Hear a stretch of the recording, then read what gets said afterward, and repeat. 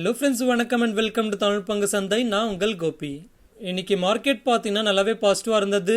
ஆனால் last 1 hour fall ஆகி end of the day market வந்து நெகட்டிவாக க்ளோஸ் ஆயிருக்கு. அதாவது நிஃப்டி 50 பார்த்தீங்கன்னா கிட்டத்தட்ட 82 பாயிண்ட்ஸ் டிக்ரீஸ் ஆகி 0.47% நெகட்டிவ்ல 17,522ல் க்ளோஸ் ஆயிருக்கு. அண்ட் அதுவே பேங்க் நிஃப்டி பார்த்தீங்கன்னா கிட்டத்தட்ட 87 பாயிண்ட்ஸ் டிக்ரீஸ் ஆகி 0.22% நெகட்டிவ்ல 38,950ல் க்ளோஸ் ஆயிருக்கு. அண்ட் லாஸ்ட் 1 hour மார்க்கெட்டில் செல்லிங் அதிகமாக நடந்ததுக்கு காரணம் என்னன்னு பார்க்குறப்போ, இன்னைக்கு யூஎஸ் ஃபெட்டோட ஜாக்சன் ஹோல் ஆனுவல் எக்கனாமிக் சிம்போசியம்ன்றது ஸ்டார்ட் ஆகும். ஸோ இதில் யூஎஸ் ஃபெட் பண்ண போகிற அப்டேட்ஸை மார்க்கெட் கொஞ்சம் காஷியஸாகவே எடுத்துருக்குன்னு புரிஞ்சுக்கலாம். அண்ட் அதே போல் இன்னைக்கு F&O எக்ஸ்பெரின்றதுனாலையும் மார்க்கெட் கொஞ்சம் அதிகமாகவே வோலட்டலாக இருந்திருக்கும். எனிவே அந்த சிம்போசியமில் யூஎஸ் ஃபெட்டோட அப்டேட்ஸ் எப்படி இருக்க போகுதுன்றதை நம்ம கவனிக்கணும். ஸோ அதில் இன்வெஸ்டர்ஸ் பயப்படுறது போல் எந்த ஒரு அப்டேட்ஸும் பெருசாக இல்லைன்னா ஷார்ட் கவரிங் நடந்து அட்லீஸ்ட் 2 to 3 days ஆகுது மார்க்கெட் மறுபடியும் ரைஸ் ஆகிறதுக்கு வாய்ப்பு இருக்கும். ஆனால் அப்படி 2 to 3 days மார்க்கெட் ரைஸ் ஆச்சுன்னா மறுபடியும் மார்க்கெட்டில் நியர் டேர்முக்கு காஷியஸ் ஸ்டாண்ட் எடுக்கிறதே பெட்டராக இருக்கும். ஓகே, அடுத்து கவர்மெண்ட் வந்து ஃபர்டிலைசர்ஸ் ரிலேட்டடாக சில முக்கியமான அப்டேட்ஸை கொடுத்துருக்காங்க, அதை பார்க்கலாம். கவர்மெண்ட் வந்து எல்லா ஃபர்டிலைசர்ஸையும் சிங்கிள் பிராண்ட் நேமில் கொண்டு வரணும்னு சொல்லிட்டு இருக்காங்க. அதாவது ஒவ்வொரு கம்பெனிஸ் அவங்களோட ஃபர்டிலைசர்ஸ்க்கு அவங்களோட ஓன் பிராண்ட் நேம் வைக்காம காமனான ஒரு பிராண்ட் நேம் வைக்கணும்னு சொல்லியிருக்காங்க. அதாவது ஃபார் எக்ஸாம்பிள் யூரியான்ற ஃபர்டிலைசருக்கு பாரத் யூரியா, அண்ட் அதே போல் டிஏபின்ற ஃபர்டிலைசருக்கு பாரத் டிஏபி. ஸோ இப்படி ஒரு சிங்கிள் பிராண்ட் நேம் வைக்கணும்னு சொல்லியிருக்காங்க. அண்ட் அதே போல் ஃபர்டிலைசர் கம்பெனிஸுக்கு புது பேக்கேஜிங் ரூல்ஸும் வந்து அனௌன்ஸ் பண்ணியிருக்காங்க. ஸோ அந்த ரூல் படி ஃபர்டிலைசரோட பேக்கில் 2/3 ஆஃப் த போர்ஷன் பார்த்தீங்கன்னா இப்போ கவர்மெண்ட் ப்ரப்போஸ் பண்ண போகிற புது பிராண்ட் நேம் இருக்கணும். அண்ட் அதே போல் கவர்மெண்ட்டோட ஃபர்டிலைசர் சப்சிடி ஸ்கீமோட லோகோ இருக்கணும்னு சொல்லியிருக்காங்க. அண்ட் அதுவே 1/3 ஆஃப் த போர்ஷனில் கம்பெனியோட நேம் அண்ட் லோகோ இருக்கலாம்னு சொல்லியிருக்காங்க. ஸோ இந்த அப்டேட் பார்த்தீங்கன்னா ஒரு கம்பெனிஸுக்கு நெகட்டிவ் சென்டிமெண்ட்டை கிரியேட் பண்ணணும்னு சொல்லலாம். ஏன்னா இந்த புது ரூல் படி சிங்கிள் பிராண்ட் நேமில் ஃபர்டிலைசர்ஸை செல் பண்ணுறப்போ கம்பெனியோட பிராண்ட் லாயல்ட்டின்றது போகும். ஸோ இந்த அப்டேட் வந்து ஃபர்டிலைசர் கம்பெனிஸ்க்கு நெகட்டிவ் சென்டிமெண்ட்டாக இருந்தாலும் ஃபர்டிலைசர் ரிலேட்டடாக குளோபல் அப்டேட்ஸ் பார்த்தீங்கன்னா பாசிட்டிவாக இருக்குது. அதாவது குளோபலாக கேஸ் ப்ரைஸஸ் அதிகமாக இருக்கிறதுனால குளோபலாக நிறைய ஃபர்டிலைசர் கம்பெனிஸ் வந்து அவங்களோட ப்ரொடக்ஷன்ஸை ஸ்டாப் பண்ணிட்டு இருக்காங்க. அதாவது சில யூகே ஃபர்டிலைசர் கம்பெனிஸ் அண்ட் அதே போல் ஜெர்மன் அண்ட் ஃப்ரெஞ்ச் கம்பெனிஸ் எல்லாமே அமோனியா அண்ட் அதே போல் நைட்ரோஜன் ஃபர்டிலைசரோட ப்ரொடக்ஷனை ஸ்டாப் பண்ணிட்டு இருக்காங்க. ஸோ இந்த குளோபல் அப்டேட்ன்றது நம்ம இந்தியாவோட ஃபர்டிலைசர் கம்பெனிஸ்க்கு பாசிட்டிவான அப்டேட்டாக இருக்குது. எனிவே இந்த ஓரல் அப்டேட்ஸ்க்கு அப்புறமா இன்னைக்கு ராஷ்ட்ரியா கெமிக்கல்ஸ் அண்ட் ஃபர்டிலைசர்ஸ்ன்ற கம்பெனியோட ஷேர் பிரைஸ் எப்படி ரியாக்ட் ஆயிருக்குன்னு பார்க்குறப்போ, இன்னைக்கு எண்ட் ஆஃப் த டே ஆர்சிஎஃபோட ஷேர் பிரைஸ் பார்த்தீங்கன்னா ஆல்மோஸ்ட் 4.33% பாசிட்டிவாக க்ளோஸ் ஆயிருக்கு. அண்ட் அதுவே நேஷனல் ஃபர்டிலைசர்ஸோட ஷேர் பிரைஸ் எப்படி ரியாக்ட் ஆயிருக்குன்னு பார்க்குறப்போ, இன்னைக்கு end of the day national ஃபர்டிலைசர்ஸோட ஷேர் பிரைஸ் பார்த்தீங்கன்னா ஆல்மோஸ்ட் 3.25% பாசிட்டிவாக க்ளோஸ் ஆயிருக்கு. ஓகே, அடுத்து NHPCயோட அப்டேட்டை பார்க்கலாம். NHPCயோட சப்சிடரி கம்பெனியான NHPC ரினியூபிள் எனர்ஜின்ற கம்பெனி வந்து ராஜஸ்தானில் ultra mega renewable energy power பார்க்கை டெவலப் பண்ணுறதுக்கு ராஜஸ்தான் கவர்மெண்ட்டோட MOU சைன் பண்ணியிருக்கிறதா அப்டேட் பண்ணியிருக்காங்க. அதாவது இந்த MOU வழியாக ராஜஸ்தானில் 10 கிகாவாட் ரினியூபிள் எனர்ஜி பார்க்கை செட்டப் பண்ண போகிறதா சொல்லியிருக்காங்க. ஸோ இந்த பாசிட்டிவ் அப்டேட்னால இன்னைக்கு NHPCயோட ஷேர் பிரைஸ் எப்படி ரியாக்ட் ஆயிருக்குன்னு பார்க்குறப்போ, இன்னைக்கு எண்ட் ஆஃப் த டே NHPCயோட ஷேர் பிரைஸ் பார்த்தீங்கன்னா ஆல்மோஸ்ட் 3.97% பாசிட்டிவாக க்ளோஸ் ஆயிருக்கு. ஓகே, அடுத்து அதானி அண்ட் NDTVயோட அப்டேட்டை பார்க்கலாம். அதானி குரூப் வந்து NDTVயில் 29.18% ஸ்டேக்கை இன்டெரக்டாக பை பண்ணியிருக்கிறதா அனௌன்ஸ் பண்ணியிருக்காங்க. அதாவது இது எப்படின்னு பார்க்குறப்போ, அரௌண்ட் 2010ல் VCPLன்ற விஸ்வ பிரதான் கமர்ஷியல் பிரைவேட் லிமிடெட்ன்ற கம்பெனி வந்து NDTVயோட ஃபவுண்டர் அண்ட் ப்ரமோட்டரான பிரணாய் ராய் அண்ட் ராதிகா ராயோட ஹோல்டிங் கம்பெனிக்கு அரௌண்ட் 404 crores கடன் கொடுத்துருக்காங்க. அண்ட் இந்த மீன் டைம் இந்த VPCLன்ற கம்பெனியை அதானி குரூப்புக்கு சேர்ந்த சப்சிடரி கம்பெனி வந்து அக்வயர் பண்ணியிருக்காங்க. அண்ட் இப்போ இந்த VPCLன்ற கம்பெனி வந்து அவங்களோட கடனுக்காக கொடுத்த வேரண்ட்ஸை இப்போ கன்வெர்ட் பண்ணிக்கிட்டதா சொல்லியிருக்காங்க. ஸோ இதனால இன்டெரக்டாக அதானி குரூப்புக்கு NDTVயில் அரௌண்ட் 29.18% ஸ்டேக் வந்திருக்கிறதா சொல்லியிருக்காங்க. அண்ட் ஈவன் அதானி குரூப் வந்து NDTVயோட பப்ளிக் ஷேர்ஸ் அக்வயர் பண்ணுறதுக்கும் ஓப்பன் ஆஃபராக அனௌன்ஸ் பண்ணியிருக்காங்க. ஆனால் இதை பற்றி NDTV கம்பெனி என்ன சொல்லியிருக்காங்கன்னா, VPCL கம்பெனி வந்து அவங்களோட ப்ரமோட்டர் அண்ட் ஃபவுண்டரோட கன்சென்ட் இல்லாமலேயே அவங்களோட வேரண்ட்டை கன்வெர்ட் பண்ணியிருக்காங்க. அண்ட் அரௌண்ட் நவம்பர் 2020ல் செபி வந்து பிரணாய் ராய் அண்ட் ராதிகா ராயை செக்யூரிட்டிஸ் மார்க்கெட்டில் இருந்து 2 yearsக்கு பேன் பண்ணியிருந்தாங்க. ஸோ இதனால் அவங்களோட வேரண்ட்ஸை செபியோட அப்ரூவல் இல்லாமல் கன்வெர்ட் பண்ணிக்க முடியாதுன்னு சொல்லியிருக்காங்க. ஸோ இதில் செபி என்ன சொல்ல போகிறாங்கன்றது நம்ம கவனிக்கணும். மற்றபடி அதானியோட ஓப்பன் ஆஃபர்ன்றது ஒரு சக்ஸஸாகவே இருக்கும்னு சொல்லலாம். ஏன்னா LTS இன்வெஸ்ட்மெண்ட்ஸ்ன்ற கம்பெனி பார்த்தீங்கன்னா NDTVயில் அரௌண்ட் 9.75% ஸ்டேக் வச்சுக்கிட்டு இருக்காங்க.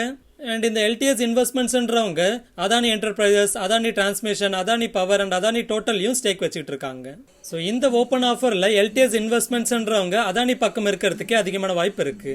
அண்ட் ஒருவேளை என்டிடியோட ப்ரமோட்டர்ஸ் வந்து என்டிடிவியை அவங்ககிட்டே வச்சுக்கணும்னு நினைச்சாங்கன்னா அவங்க பப்ளிக் ஷேர்ஸை வந்து அக்வயர் பண்றதுக்கு இன்னும் அதிகமான ஷேர் பிரைஸ்ல ஓப்பன் ஆஃபர் அனௌன்ஸ் பண்ண வேண்டியதா இருக்கும். இல்லைனா செகண்டரி மார்க்கெட்ல அவங்களே அதிகமான ஷேர்ஸை வாங்கி வச்சுக்கணும். எனிவே ஓவரலா பாத்தீங்கன்னா சிஎன்பிசி ரிலையன்ஸ் வச்சுக்கிட்டு இருக்காங்க, என்டிடிவியை அதானி வச்சுக்க போறாங்க. ஸோ இந்தியாவோட 2 முக்கியமான பில்லியனர்ஸ் வந்து 2 முக்கியமான சேனல்ஸை வச்சுக்கிட்டு இருக்க போறாங்கன்னு சொல்லலாம். எனிவே இந்த அப்டேட்க்கு அப்புறமா இன்னைக்கு என்டிடியோட ஷேர் பிரைஸ் எப்படி ரியாக்ட் ஆயிருக்குன்னு பாக்குறப்போ இன்னைக்கு எண்ட் ஆஃப் த டே என்டிடிவியோட ஷேர் பிரைஸ் பார்த்தீங்கன்னா ஆல்மோஸ்ட் 5% ரைஸ் ஆகி அப்பர் சைக்கிட்ட ஹிட் பண்ணிருக்கு. மேபி இந்த ஷேர்ஸ் ரைஸ் ஆகிட்டு இருக்கிறத பார்த்தா என்டிடியோட ஷேர்ஸை கரண்ட் ப்ரமோட்டர்ஸே வாங்கி வச்சுக்கிறாங்களான்னு தெரியல, இல்லை ஓப்பன் மார்க்கெட்டில் அதானி குரூப்பே வாங்கிட்டு இருக்காங்களான்றது தெரியல, இல்லை இவங்க 2 பேரோட வார்னால ரீட்டைல் இன்வெஸ்டர்ஸே அதிகமாக வாங்கி வச்சுக்கிறாங்களோ என்னவோ. ஓகே, அடுத்து பிஎஸ்பி ப்ராஜெக்ட்ஸோட அப்டேட்டை பார்க்கலாம். பிஎஸ்பி ப்ராஜெக்ட்ஸ்ன்ற கம்பெனிக்கு ப்ரீகாஸ்ட் அண்ட் கவர்மெண்ட் செக்மெண்ட்ஸ் கிட்ட இருந்து அரௌண்ட் 247 crores வர்த்துள்ள ஆர்டர்ஸ் வந்திருக்கிறதா சொல்லியிருக்காங்க. அண்ட் இதனால இந்த ஃபினான்ஷியல் இயர்ல இது வரைக்கும் அரௌண்ட் 1344 crores வர்த்துள்ள ஆர்டர்ஸ் இன்ஃப்ளோ வந்திருக்கிறதா சொல்லியிருக்காங்க. ஸோ இந்த அப்டேட்னால இன்னைக்கு பிஎஸ்பி ப்ராஜெக்ட்ஸோட ஷேர் பிரைஸ் எப்படி ரியாக்ட் ஆயிருக்குன்னு பார்க்குறப்போ இன்னைக்கு end of the day PSP ப்ராஜெக்ட்ஸோட ஷேர் பிரைஸ் பார்த்தீங்கன்னா ஆல்மோஸ்ட் 3.06% பாசிட்டிவாக க்ளோஸ் ஆயிருக்கு. ஓகே, அடுத்து இன்னைக்கு என்னோட பொசிஷன்ஸோட அப்டேட்டை பார்க்கலாம். இன்னைக்கு நிஃப்டி செப்டம்பர் எக்ஸ்பைரியோட 16,000 புட் ஆப்ஷன் அரௌண்ட் 9,000 ப்ராஃபிட்ல புக் பண்ணி எக்ஸிட் பண்ணிட்டேன். அண்ட் அதுக்கு பதிலாக புதுசாக 3 பொசிஷன்ஸ் எடுத்திருக்கேன். அதில் ஒன்று வந்து அக்டோபர் 16,500 புட் ஆப்ஷன் செல் பண்ணியிருக்கேன். அண்ட் அக்டோபர் எக்ஸ்பைரியோட 16,000 புட் ஆப்ஷன் செல் பண்ணியிருக்கேன். அண்ட் ஈவன் 15,500 புட் ஆப்ஷனையும் செல் பண்ணியிருக்கேன். ஓகே, அடுத்து இன்னைக்கு எஃப்ஐஎஸ் அண்ட் டிஐஎஸ் டேட்டா பார்க்குறப்போ இன்னைக்கு எஃப்ஐஎஸ் வந்து அரௌண்ட் 369 crores நெட் பையிங் பண்ணியிருக்காங்க. அண்ட் அதுவே டிஐஎஸ் வந்து அரௌண்ட் 334 crores நெட் செல்லிங் பண்ணியிருக்காங்க. அடுத்து நெக்ஸ்ட் வீக் எக்ஸ்பைரி ஆகிற நிஃப்டியோட ஆப்ஷன் செயின் பார்க்குறப்போ கால் ஆப்ஷன் சைடில் அதிகமான ஓப்பன் இன்ட்ரெஸ்ட்ன்றது இப்போ இமீடியட்டாக 17,700 ஸ்ட்ரைக் ப்ரைஸில் பில்டாக இருக்கு. அண்ட் அது புட் ஆப்ஷன் சைடில் அதிகமான ஓப்பன் இன்ட்ரெஸ்ட்ன்றது அரௌண்ட் 17,000 ஸ்ட்ரைக் ப்ரைஸில் பில்டாக இருக்கு. ஸோ இதோட டேட்டா படி பார்க்குறப்போ அடுத்த வாரம் நிஃப்டியோட எக்ஸ்பைரி ரேஞ்சுன்றது அரௌண்ட் 17,000ல இருந்து 17,700க்குள்ள இருக்கும்னு எதிர்பார்க்கலாம். இனிவே அடுத்தடுத்து நிஃப்டி எப்படி இருக்க போகுதுன்றதை நீங்கள் என்ன நினைக்கிறீங்கன்றதை நம்மளோட கமெண்ட்டில் சொல்லுங்கள். ஃபைனலாக ஃப்ரெண்ட்ஸ், ஒரு சின்ன ரெக்வஸ்ட், நம்மளோட ஒர்க் அண்ட் எஃபர்ட்ஸ் உங்களுக்கு பிடிச்சிருந்து நம்மளை சப்போர்ட் பண்ணணும்னு நினச்சிங்கன்னா நீங்கள் ஃப்ரீயாகவே சப்போர்ட் பண்ணலாம். ஸோ அதுக்காக நீங்கள் பண்ண வேண்டியது நம்ம வீடியோட டிஸ்கிரிப்ஷனில் இருக்கிற நம்ம சேனலோட லிங்க் ட்ரீயோட யூஆர்எல்லை கிளிக் பண்ணிங்கன்னா ஃபர்ஸ்ட் ட்ரேடிங் ஆர் டிமேட் அக்கௌண்ட்டை கிரியேட் பண்ணுறதுக்கான லிங்க்ஸ் இருக்கும். ஸோ நீங்களோ இல்லை உங்களுக்கு தெரிஞ்சவங்களோ புதுசாக trading R demat account create பண்ணுறப்போ இந்த லிங்க்ஸை யூஸ் பண்ணி கிரியேட் பண்ணிக்கோங்க. ஆக்சுவலாக நீங்கள் டேரெக்டாக வெப்சைட்லேருந்து கிரியேட் பண்ணுறதுக்கும் நம்மளோட ரெஃபரல் லிங்கை யூஸ் பண்ணி கிரியேட் பண்ணுறதுக்கும் எந்த ஒரு எக்ஸ்ட்ரா சார்ஜஸும் இல்லை. ஸோ டேரெக்டாக வெப்சைட்லேருந்து உங்களோட அக்கௌண்ட்டை கிரியேட் பண்ணுறதை விட நம்மளோட இந்த ரெஃபரல் லிங்க்ஸை யூஸ் பண்ணி உங்களோட அக்கௌண்ட் கிரியேட் பண்ணுறப்போ நீங்கள் நம்ம சேனலுக்கு பண்ணக்கூடிய உங்களால் முடிஞ்ச சப்போர்ட்டாக இருக்கும். அண்ட் அதே போல் நீங்கள் லைஃப் இன்சூரன்ஸில் அப்ளை பண்ணணும்னு நினச்சாலோ இல்லை இன்சூரன்ஸ் கம்பெனிஸ் ப்ரொவைட் பண்ணுற guaranteed investment plans or health insurance or vehicle இன்சூரன்ஸ்னு இதில் எதில் அப்ளை பண்ணணும்னு நினைக்கிறீங்களோ அதை கிளிக் பண்ணி கூகுள் ஃபார்மை ஃபில் பண்ணுங்க.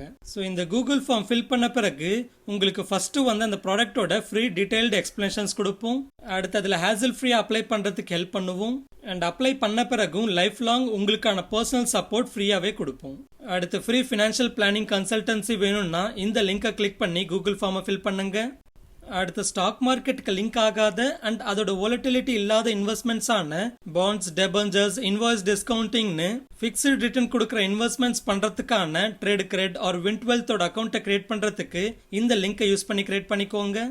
அண்ட் அதே போல் கிரிப்டோ கரன்சியில் ட்ரேட் பண்ணுறதுக்கான வேசரெக்ஸ் அக்கௌண்ட் அண்ட் டேக்ஸ் ஃபைலிங் பண்ணுறதுக்கான குவிக்கோ அக்கௌண்ட்டை கிரியேட் பண்ணுறதுக்கும் இந்த லிங்க்ஸை யூஸ் பண்ணி கிரியேட் பண்ணிக்கோங்க.